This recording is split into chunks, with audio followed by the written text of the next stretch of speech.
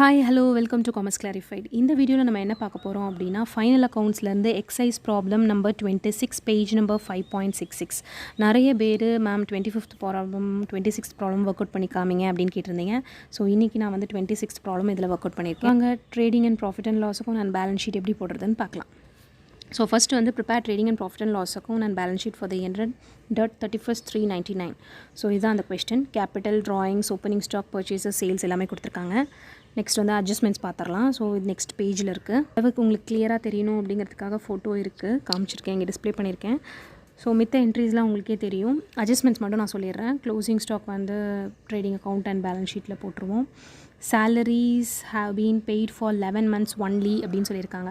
So அப்போ 11 மந்த்துக்கு பே பண்ணிட்டாங்க, இன்னும் 1 மந்த் வந்து பெண்டிங்கில் இருக்குது. அப்போ 1 மந்த் வந்து ரிமைனிங் 1 மந்த் வந்து அவுட்ஸ்டாண்டிங். சேலரி வந்து நமக்கு கொஷனில் வந்து 5,500 கொடுத்துருக்காங்க. ஸோ 5,500 டிவைட் பை 11 போட்டிங்க அப்படின்னா பர் மந்த் சேலரி வந்து 500. ஸோ 11 மந்த்ஸ்க்கு பே பண்ணிட்டாங்க அப்படின்னா 1 மந்த்துக்கு மட்டும் பே பண்ணல அப்படின்னா 500 மட்டும் அவுட்ஸ்டாண்டிங். ஸோ அதை மட்டும் ஆட் பண்ண போகிறோம். ப்ரீபெய்டு இன்சூரன்ஸ் ப்ரீமியம், ப்ரீபெய்டு அப்படின்னா அட்வான்ஸாக பே பண்ணிட்டோம், அது நெக்ஸ்ட் இயர் ஓடுது, அப்போ இந்த இயர் ஓடுது கிடையாது. அப்போ ப்ரீபெய்டு இன்சூரன்ஸ் ப்ரீமியம் டிடெக்ட் பண்ணணும். இன்சூரன்ஸ் ப்ரீமியம் 400லேருந்து. Commission earned but not receive, சம்பாதிச்சிட்டோம் இன்னும் ரிசீவ் ஆகலை, கைக்கு பணம் வரல அப்படின்னா அது வந்து என்னென்னு சொல்லுவோம், அக்ரூடு கமிஷன். அக்ரூடு கமிஷன் 122 வந்து நமக்கு அசர்ட்டு. ஸோ அக்ரூடு கமிஷனை வந்து நம்ம வந்து நம்மளோட ஏர்னிங்ஸ் அப்படிங்கிறதுனால அதை நம்ம ஆட் பண்ணணும். இன்கம் சைடு இன்டைரக்ட் இன்கமில் ஆட் பண்ணி காட்டுவோம். create 3% provision for bad debts and debtors. So sundry டெப்டாஸ்லேருந்து 3% ப்ரொவிஷன் மட்டும் கண்டுபிடிச்சி டிடெக்ட் பண்ண போகிறோம் பேலன்ஸ் ஷீட்டில். நெக்ஸ்ட் பார்த்தீங்க அப்படின்னா depreciation on furniture. So furniture 10,000 கொடுத்துருக்காங்க, அதுலேருந்து 10% போட்டிங்கன்னா 1,000 மைனஸ் பண்ணிடுவீங்க.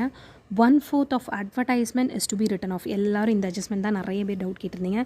ஸோ அட்வர்டைஸ்மெண்ட் எக்ஸ்பென்சஸ் அப்படின்னு பார்த்தீங்கன்னா அது வந்து எந்த கேட்டகரியில் வரும் அப்படின்னா டிஃபர்ட் ரெவன்யூ எக்ஸ்பெண்டிச்சர்க்கண்ணா. இப்போ வந்து இதில் வந்து கேபிட்டல் எக்ஸ்பெண்டிச்சர் கேள்விப்பட்டிருப்பீங்க, ரெவன்யூ எக்ஸ்பெண்டிச்சர் கேள்விப்பட்டிருப்பீங்க. கேபிட்டல் எக்ஸ்பெண்டிச்சர்னால் என்ன, ஒன் டைம் நம்ம பண்ணுவோம் அந்த எக்ஸ்பென்சஸ், அதுலேருந்து பெனிஃபிட் வந்து 4-3 இயர்ஸ்க்கு வந்து நமக்கு வந்து இருக்கும். ரெவென்யூ எக்ஸ்பெண்டிச்சர் அப்படின்னா அந்த those expenses which occur again and again, திரும்ப திரும்ப ஆகிற செலவு, சேலரி, ரெண்ட்டு, இன்ட்ரெஸ்ட், இதெல்லாம் வந்து மந்த்லி நம்ம கட்டிகிட்டே இருப்போம். ஸோ இதெல்லாம் வந்து ரெவென்யூ எக்ஸ்பெண்டிச்சர் அப்படின்னு சொல்லுவோம். Again recurring. ஓகேங்களா. இப்போ டிஃபர்ட் ரெவென்யூ எக்ஸ்பெண்டிச்சர்னால் என்ன, heavy expenses on some projects இல்லை அட்வர்டைஸ்மெண்ட். ஹெவி எக்ஸ்பென்சஸ் அட்வர்டைஸ்மெண்ட்லாம் நம்ம ஹெவியாக பண்ணுவோம், இனிஷியல் ஸ்டேஜ் ஆஃப் ஃபினான்ஷியல் இயரில் தான் பண்ணுவோம். இது வந்து ஒரு லாங் பீரியடுக்கு நமக்கு வந்து லாஸ்ட் ஆகும். ரொம்ப வருஷத்தினால் வந்து இந்த அட்வர்டைஸ்மெண்ட்லேருந்து வர பெனிஃபிட்டை நம்ம வந்து என்ஜாய் பண்ண முடியும். ஸோ அட்வர்டைஸ்மெண்ட் வந்து டிஃபர்ட் ரெவென்யூ எக்ஸ்பெண்டிச்சருங்கிறதுனால 1/4 வந்து ரைட் ஆஃப் பண்ணிடுறோம் அப்படிங்கிறாங்க. அதாவது குறிப்பிட்ட காலத்துக்கு அப்புறம் ஒரு 4-3 இயர்ஸ்க்கு அப்புறம் என்ன பண்ணுவாங்க கம்பெனி அப்படின்னா அதை ரைட் ஆஃப் பண்ணி அதை அசர்ட்டாக கன்சிடர் பண்ணிடுவாங்க. ஏன்னா தான் நம்ம பண்ண செலவாக இருந்தாலும் அதுலேருந்து நமக்கு வர லாபம் தான் நிறையா இருக்கும். ஏன்னா அட்வர்டைஸ்மெண்ட்லேருந்து உங்களுக்கு சேல்ஸ் இன்க்ரீஸ் ஆகும், பை இம்ப்ரூவிங் யுவர் சேல்ஸ் உங்களோட ப்ராஃபிட் அதிகரிக்கும். அதனால அதை வந்து நம்ம ஒரு குறிப்பிட்ட பீரியடுக்கு அப்புறம் அசர்ட்டாக கன்சிடர் பண்ணிடுறோம். ஸோ அட்வர்டைஸ்மெண்ட் வந்து 5,000 கொடுத்துருக்காங்க இல்லையா, 1/4 மட்டும் ரைட் ஆஃப் பண்ணிடுறாங்க. அப்போ அட்வர்டைஸ்மெண்ட் 5,000ல் 1/4 போட்டிங்க அப்படின்னா உங்களுக்கு வந்து 1,250 வரும். அது மட்டும்தான் உங்களுக்கு கரண்ட் இயருக்குரிய எக்ஸ்பென்சஸ் ஆன் அட்வர்டைஸ்மெண்ட், அதை மட்டும் நீங்கள் ரைட் ஆஃப் பண்ணிடுறீங்க. ரிமைனிங் 3,750 பேலன்ஸ் ஷீட்டுக்கு எடுத்துகிட்டு போயிடணும். ஓகேங்களா. அப்புறம் ஹிண்ட் வேறு கொடுத்துருக்காங்க, ட்ரையல் பேலன்ஸ் 9,600 வந்து டெபிட் அப்படின்ட்டு. ஸோ அது வந்து சஸ்பென்ஸ் அக்கௌண்ட் அப்படியே அசட் சைடுக்கு கொண்டு போயிருங்க டெபிட் அப்படிங்கிறதுனால. வாங்க சம் எப்படி ஒர்க் அவுட் பண்ணுறதுன்னு பார்க்கலாம்.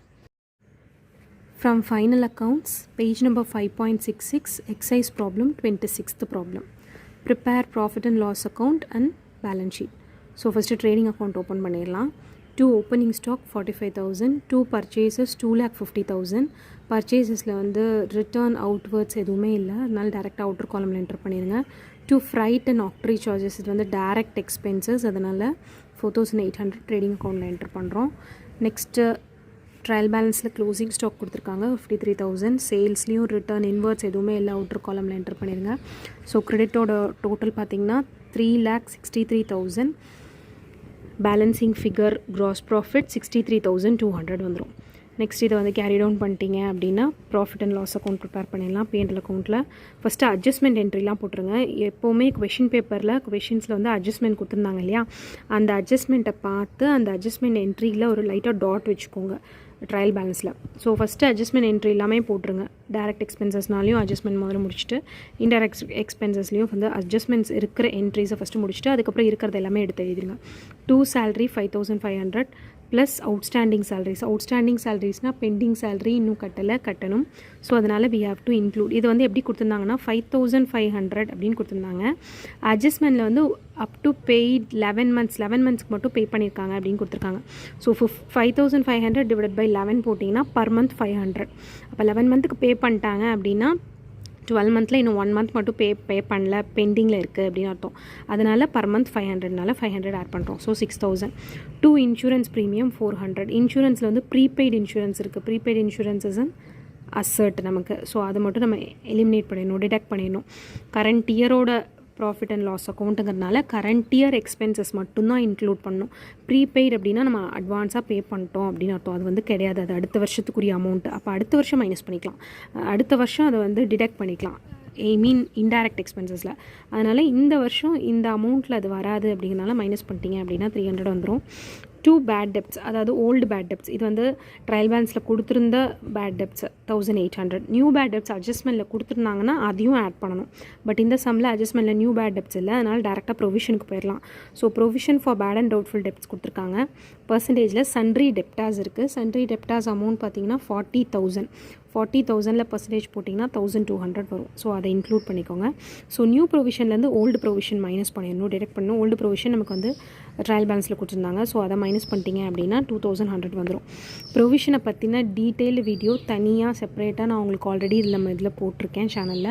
நீங்கள் கீழே டிஸ்கிரிப்ஷனில் கொடுக்குறேன், அதை போய் செக் பண்ணி பாருங்கள். ஸோ ப்ரொவிஷன் கிளியராக, ப்ரொவிஷன்னா என்னன்னு தெரியணும், ஏன் வந்து ஓல்டு ப்ரொவிஷனை மைனஸ் பண்ணுறோன்னு தெரியணும், ஏன் நியூ ப்ரொவிஷனை ஆட் பண்ணுறோன்னு தெரியணும். ஸோ அது தெரிஞ்சிட்டிங்கன்னா நீங்களே ஈஸியாக எல்லா சமமும் போட்டுருவீங்க. நெக்ஸ்ட்டு பார்த்தீங்கன்னா depreciation on furniture 10% on 10,000. So 1000. Advertisement 1/4 of advertisement written off அப்படின்னு கொஷனில் கொடுத்துருக்காங்க. முதல்ல அட்வர்டைஸ்மெண்ட்னா என்னென்னு தெரியணும். அட்வர்டைஸ்மெண்ட் அப்படின்னா டிஃபர்ட் ரெவென்யூ எக்ஸ்பெண்டிச்சர் அப்படின்னு சொல்லுவோம். அதாவது டிஃபர்ட் ரெவென்யூ எக்ஸ்பெண்டிச்சர் அப்படின்னா என்னது, heavy expenses on research products, research project இல்லை அட்வர்டைஸ்மெண்ட், இதிலலாம் வந்து ஹெவி எக்ஸ்பென்சஸ் நம்ம வந்து பண்ணுவோம். ஆனால் அதை வந்து ஒன் டைம் எக்ஸ்பென்சஸ் தான். ஃபினான்ஷியல் இயரோட ஸ்டார்டிங்கில் இனிஷியல் ஸ்டேஜில் நம்ம அதை பண்ணியிருப்போம். அது வந்து ஒரு லாங் பீரியடுக்கு வந்து நமக்கு அது யூஸ் ஆகும். இப்போ ஒன்ஸ் அட்வர்டைஸ்மெண்ட் கொடுக்குறோம், பேம்லெட் கொடுக்குறோன்னா அதோட எஃபெக்ட் இம்பேக்ட் வந்து கண்டிப்பாக நம்மக்கிட்ட 3-4 இயர்ஸ் இருக்கும் மக்கள்கிட்ட. ஸோ அதெல்லாம் வந்து ஹெவி எக்ஸ்பென்சஸ். அதனால அதை எப்படி கிளாஸிஃபை பண்ணுறோம் அப்படின்னா டிஃபர்ட் ரெவென்யூ எக்ஸ்பெண்டிச்சர்னு சொல்கிறோம். ஸோ 1/4 ரிட்டன் ஆஃப் அப்படின்னா டிஃபர்ட் ரெவென்யூ எக்ஸ்பெண்டிச்சர்னால் முதல்ல என்னன்னு சொல்லிட்டேன் இல்லையா. இதில் வந்து என்ன பண்ணுவாங்க அப்படின்னா கம்பெனி வந்து ஒரு சர்டைன் பீரியடுக்கு அப்புறம் அதை வந்து அசர்ட்டாக கன்சிடர் பண்ணிடுவாங்க. அந்த செலவை வந்து அட்வர்டைஸ்மெண்ட்ங்கிறது செலவு தான், எக்ஸ்பென்சஸ் தான். பட் அந்த எக்ஸ்பென்சஸ் மூலமாக உங்களுக்கு வந்து நிறைய வந்து இன்கம் வரும். கண்டிப்பாக நிறைய சேல்ஸ் வந்து இம்ப்ரூவ் ஆகும். அட்வர்டைஸ்மெண்ட் பண்ணுறதுனால உங்களுக்கு ப்ராஃபிட் இன்க்ரீஸ் ஆகும். ஸோ இது மாதிரி இருக்கிறனால அட்வர்டைஸ்மெண்ட் வந்து நம்ம என்ன பண்ணுவோம், ஒரு சர்டைன் பீரியடுக்கு அப்புறம் டிஃபர்ட் ரெவென்யூ எக்ஸ்பெண்டிச்சர் அப்படின்னு பார்த்தீங்கன்னா அசர்ட்டாக கன்சிடர் பண்ணிடுவோம். ஸோ அதை அசர்ட்டாக மாற்றுறதுனால இந்த அட்வர்டைஸ்மெண்ட் ரிட்டன் ஆஃபில் இங்கே வந்து ஓவரால் அட்வர்டைஸ்மெண்ட் எக்ஸ்பென்சஸ் கொடுத்துருந்தாங்க இல்லையா கொஸ்டினில், அதில் நீங்கள் 1/4 மட்டும் கேல்குலேட் பண்ணிங்கன்னா 1250 வரும். இந்த 1250 மட்டும்தான் எக்ஸ்பெண்டிச்சராக கன்சிடர் பண்ணுறோம். அந்த ஓவரால் அட்வர்டைஸ்மெண்ட் அமௌண்ட்லேருந்து 1250 டிடெக்ட் பண்ணிட்டீங்க அப்படின்னா ரிமைனிங் 3750 வந்து நம்ம அசர்ட்டாக வந்து கன்சிடர் பண்ணிடுவோம் பேலன்ஸ் ஷீட்டில். நான் அதை காமிக்கிறேன் பேலன்ஸ் ஷீட்டில். ஸோ டிஸ்கவுண்ட் அலௌட், இது வந்து debit. Discount allowed expenses 200. Discount ரிசீவ்னா கிரெடிட்டில் வரும். To rent 2400. Trade expenses already சொன்ன மாதிரி இது வந்து செல்லிங் அண்ட் டிஸ்ட்ரிபியூஷன் எக்ஸ்பென்சஸ் அப்படிங்கிறனால ட்ரேட் வந்து இன்டைரக்ட் எக்ஸ்பென்சஸ் 500. நெக்ஸ்ட் இந்த கிரெடிட் சைட் பார்த்தீங்கன்னா gross profit 63,200. By commission 1300. கமிஷனில் வந்து அக்ரூடு கமிஷன் அட்ஜஸ்ட்மெண்ட்டில் இருக்குது 122. Income earned but not received. இன்கம்மை சம்பாதிச்சிட்டோம் ஆனால் பணம் இன்னும் கைக்கு வரல. ஸோ அதை இன்க்ளூட் பண்ணணும், அது வரணும். ஸோ 1422. ஸோ கிரெடிட் சைடோட ஓவரால் டோட்டல் பார்த்தீங்க அப்படின்னா 64,622 வரும். ஸோ இது எல்லாமே இன்டைரக்ட் எக்ஸ்பென்சஸ் எல்லாமே டிடெக்ட் பண்ணிட்டு நம்ம பார்த்தோம் அப்படின்னா 50,872 நெட் ப்ராஃபிட் வந்துடும். கரெக்டாக book answer. So next balance sheet draw பண்ணிடலாம். Balance sheet as on date 31/3/1999 liabilities முதல்ல பார்த்துடலாம். ஸோ கேபிட்டல் முதல்ல ரெக்கார்ட் பண்ணிக்கோங்க 80,000. ட்ராயிங்ஸ் கொடுத்துருக்காங்க 6,000. நெக்ஸ்ட் அதோட நெட் ப்ராஃபிட் ஆட் பண்ணிட்டீங்க அப்படின்னா 50,872 ஆட் பண்ணிங்க அப்படின்னா 1,24,872 வந்துடும். ஸோ சன்ட்ரி கிரெடிட்டாஸ் வந்து நமக்கு கொடுத்துருக்காங்க 20,000. அவுட்ஸ்டாண்டிங் சேலரிஸ் அட்ஜஸ்ட்மெண்ட்டில் 500 இருந்துச்சு, அதை ஆட் பண்ணிக்கிறோம். ஸோ லைபிலிட்டிஸில் வேறு எதுவுமே இல்லை. அடுத்து அசட்ஸ் போயிடலாம். So closing stock 53,000. டெப்டாஸ் வந்து 40,000. நியூ ப்ரொவிஷனை மட்டும் டிடெக்ட் பண்ணணும். ஓல்டு ப்ரொவிஷனை பற்றி கவலைப்பட தேவையில்லை. அட்ஜஸ்ட்மெண்ட்டில் இருக்கிறது மட்டும்தான் appears at 2 sides.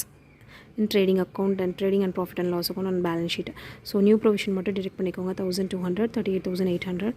Furniture 10,000, depreciation minus பண்ணிக்கோங்க 10,000 rupees, so 9,000.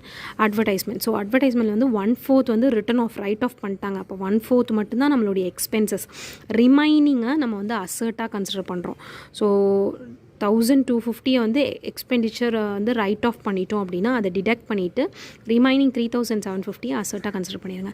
ப்ரீபெய்டு இன்சூரன்ஸ் வந்து நமக்கு அசர்ட்டு 100, கேஷ் வந்து 5,200, bank balance 5,800, accrued commission income burnt but not received தான் அக்ரூடு 122 அசர்ட். குட்வில் வந்து கொடுத்துருக்காங்க 20,000. நெக்ஸ்ட்டு ஹிண்ட் பார்த்திங்கன்னா கீழே வந்து ட்ரையல் பேலன்ஸில் suspense account previous suspense account வந்து டெபிட் பேலன்ஸ் வந்து 9,600 கொடுத்துருக்காங்க. ஸோ சஸ்பென்ஸ் அக்கௌண்ட் அப்படியே இங்கே வந்து கேரி பண்ணுறோம், அதை வந்து நம்ம செட்டில் பண்ணாதனால சஸ்பென்ஸ் அக்கௌண்ட்டு டெபிட்னு கொடுத்தனால அது வந்து asset. Trading and profit and loss அக்கௌண்ட்டில் இந்த சைடு வந்து டெபிட்டு, இந்த சைடு வந்து கிரெடிட்டு. பட் பேலன்ஸ் ஷீட்டில் பார்த்திங்கன்னா அப்படியே ஆப்போசிட்டாக வரும். லைபிலிட்டிஸ் வந்து உங்களுக்கு கிரெடிட்டு, அசர்ட் சைடு வந்து debit. So trial balance debit அப்படிங்கிறனால 9,600 நீங்கள் போட்டிங்க அப்படின்னா உங்களுக்கு பேலன்ஸ் வந்து டேலி ஆயிரும் 1,45,372, 1,45,372. ஓகே, இந்த சம்மில் ஏதாவது டவுட் இருந்துச்சுன்னா எனக்கு கீழே கமெண்ட் பண்ணுங்கள். அடுத்து வேறு ஏதாவது சம் போடணும் அப்படின்னாலும் எனக்கு கீழே கமெண்ட் பண்ணுங்கள். தேங்க்யூ ஃபார் வாட்சிங்.